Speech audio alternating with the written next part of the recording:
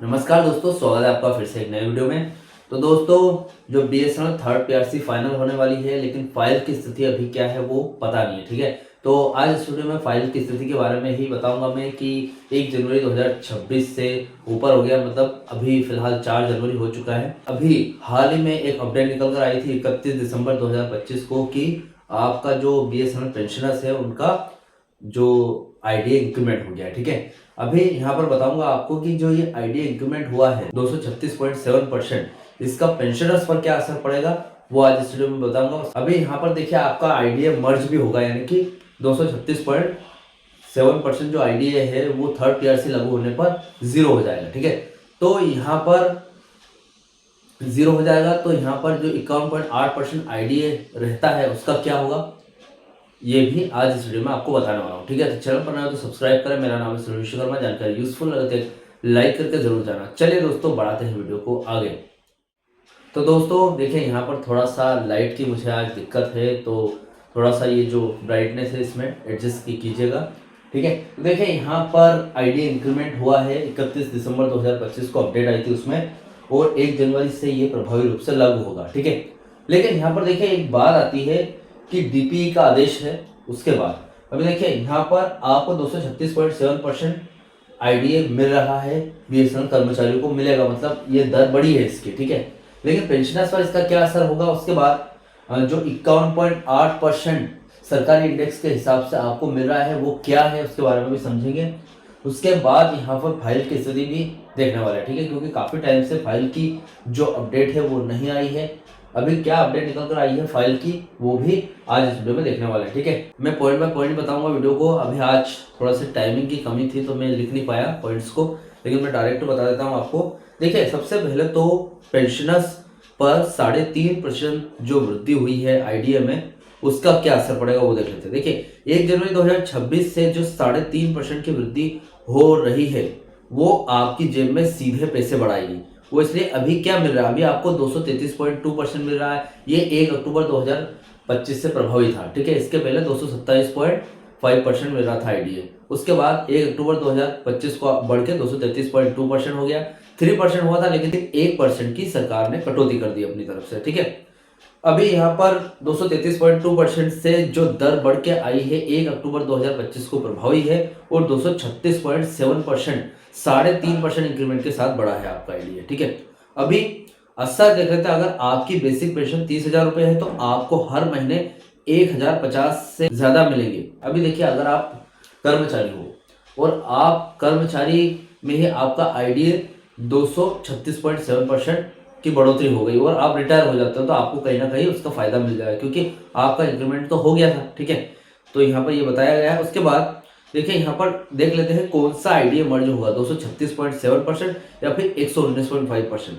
अभी मैंने आपको कई वीडियो में बताया 119.5% मर्ज होगा। देखिए, यहाँ सबसे ज्यादा कंफ्यूजन होता है, तो देखिए थोड़ा सा ध्यान दीजिए। 119.5% आईडीए का जो रोल है वो देख लेते हैं। जब हम थर्ड पीआरसी तीसरे वेतन संशोधन की बात करते हैं तो इसकी प्रभावी तारीख यानी कि 1 जनवरी 2017 मानी जाती है। उस तारीख यानी कि 1/1/2017 को आईडीए की दर 119.5% थी, यानी कि 1 जनवरी 2017 के टाइम पे जब फिक्सेशन डेट थी आपकी, सॉरी इफेक्टिव डेट थी, तो उस डेट के दिन आपकी थर्ड पीआरसी लागू होने की थी। ठीक है, और उस टाइम आपकी बेसिक सैलरी आप कुछ भी मान सकते हैं, 20,000 30,000 रुपए जो भी थी आपकी उस टाइम बेसिक सैलरी, प्लस उस टाइम का जो आईडी चल रहा था 119.5%, और उस टाइम जो डिमांड कर रहे थे कर्मचारी 15% फिटमेंट की डिमांड कर रहे थे। अब सरकार जो मंजूर करती है उनकी तरफ से सरकार बोलती है 0% देंगे या फिर 5% देंगे, इन दोनों में से एक लागू करेगी सरकार। तो फिलहाल अब नियम के अनुसार थर्ड पीआरसी लागू होते ही इसी 119.5% को बेसिक में मर्ज कर दिया जाएगा। ठीक है,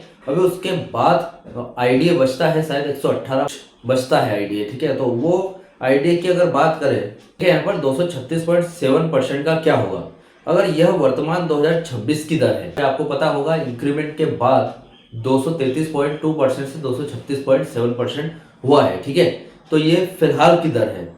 अगर आज थर्ड पीआरसी लागू होता है तो 119.5% तो बेसिक में मर्ज हो जाएगा, और बाकी बचा हुआ हिस्सा यानी कि 236 को जो बाकी कितना बचता है 236 पॉइंट, जैसे कि हम अभी फिलहाल क्या इंक्रीमेंट होने के बाद आपका जो आईडी है 233.2% से 236.7% हुआ है, ठीक है।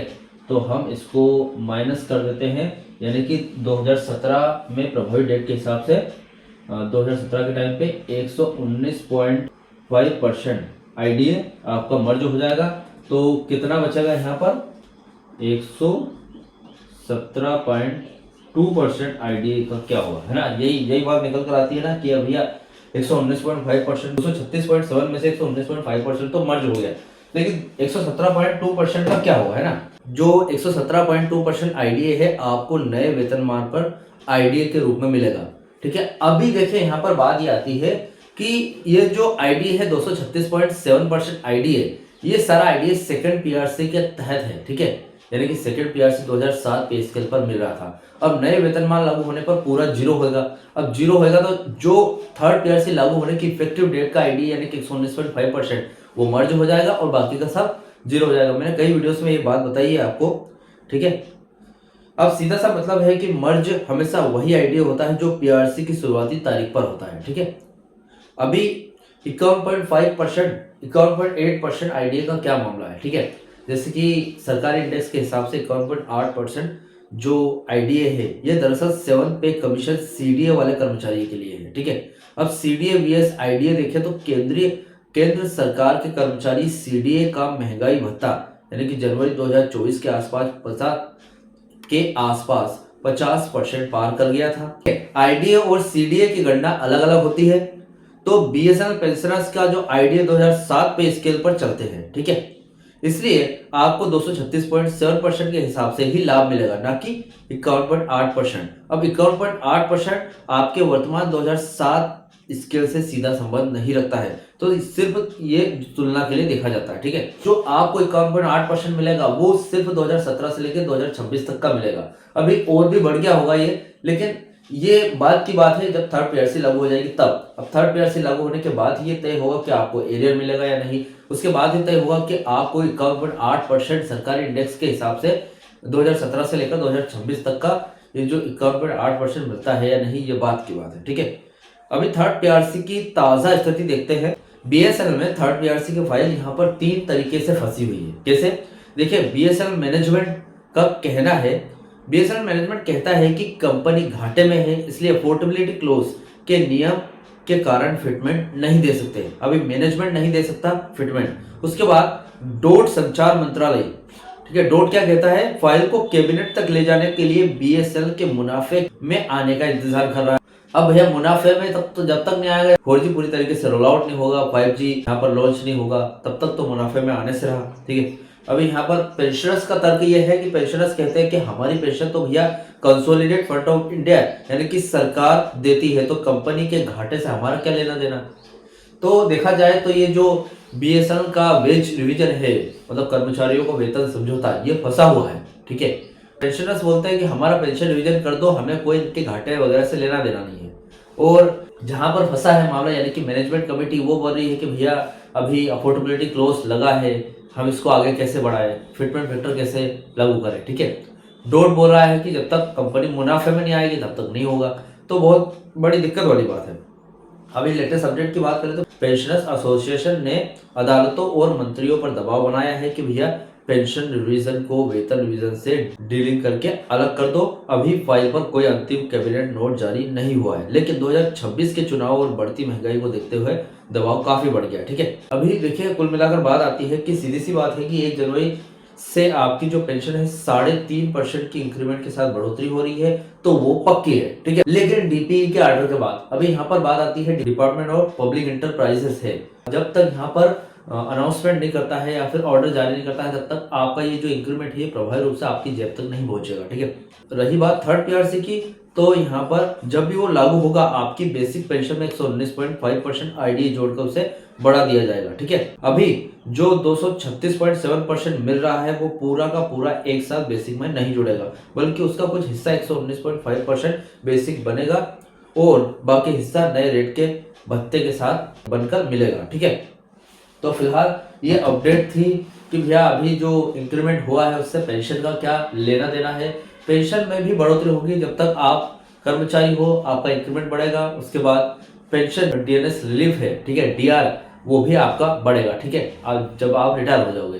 तो फिलहाल ये अपडेट थी। फाइल की स्थिति भी आपको मैंने बता दी है, कहाँ फंसी है, कब तक निकलेगी फाइल, वो भी देखिए यहाँ पर अफोर्डेबिलिटी क्लोज पर यहाँ पर डिपेंड करता है कि फाइल कब तक निकलेगी, ठीक है। तो फिलहाल इस वीडियो से रिलेटेड जो भी आपके डाउट क्वेश्चन वगैरह हो मुझे कमेंट बॉक्स में कमेंट कर सकते हैं। वीडियो अच्छा लगा तो वीडियो को लाइक कमेंट से जरूर करें। मिलते हैं दोस्तों नेक्स्ट वीडियो में।